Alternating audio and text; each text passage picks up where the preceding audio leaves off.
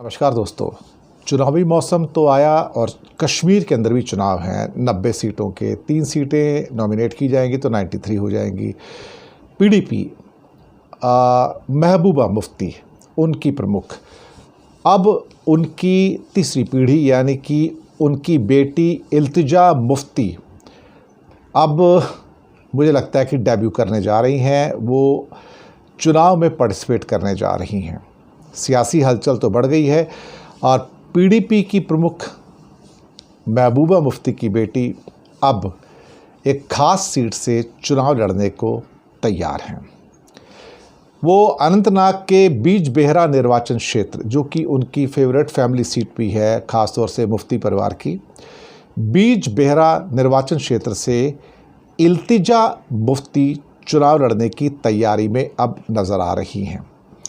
दरअसल मोदी जी तो इन परिवारवाद के खिलाफ रहते हैं, लेकिन अल्टीमेटली राजनीति में परिवार ही सब कुछ है। हो सकता है मोदी का अपना परिवार ना हो, क्यों नहीं बना ये वो जाने, छोड़ दिया वो जाने, लेकिन बाकी तो सभी परिवार हैं ना। सैकड़ों लोग जो राजनीति में हैं, बीजेपी की हो या फिर कांग्रेस की हो या बाकी दलों की हो, वहाँ तो परिवारवाद रहता ही है।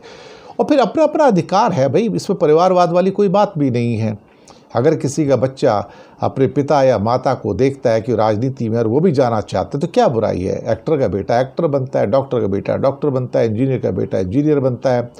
तो इस ढंग से एक प्रथा चली आती है। बिजनेसमैन का बच्चा बिजनेसमैन बनता है, इंडस्ट्रियलिस्ट का बच्चा इंडस्ट्रियलिस्ट बनता है। उसमें नई बात क्या है। तो राजनीति में अगर वो राजनीति में उनके बच्चे उतरते तो मुझे कोई बुराई नज़र नहीं आती है। दरअसल एक किस्म से एक विलन पैदा करने की कोशिश की जा रही है कि एक अगर बंदा आ गया राजनीति में तो दूसरा नहीं आना चाहिए।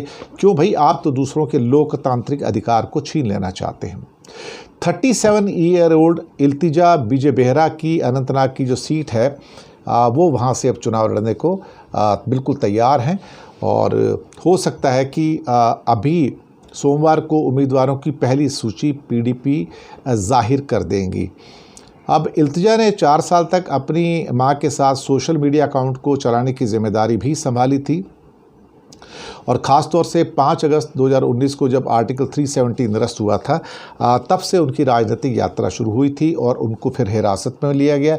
लेकिन उसके बाद वो लगातार राजनीतिक गतिविधियों में सक्रिय दिखी और मीडिया डिबेट का हिस्सा बनकर क्या कहा जाए कि एक मुख्य धारा की नेता के रूप में कश्मीर के अंदर उभरी हैं और लगातार जम्मू कश्मीर की राजनीति पर वो अपनी बात रखती रही हैं। और अब जो चुनाव बहुत लेट हो रहा है, देखा जाए तो 5 साल लेट हुआ है, 10 साल बाद चुनाव हो रहे हैं, तो इल्तिजा मुफ्ती का आना एक तरह से क्या कहते हैं कि यंग ब्लड का आना भी है और ये अपने आप में एक सुखद समाचार भी है। और ख़ास तौर से क्या कहते हैं कि जो कश्मीर की जो चुनावी पृष्ठभूमि है उसके अंदर ये काफ़ी एक इंटरेस्टिंग फैक्ट है। बहुत बहुत शुक्रिया आप सबका।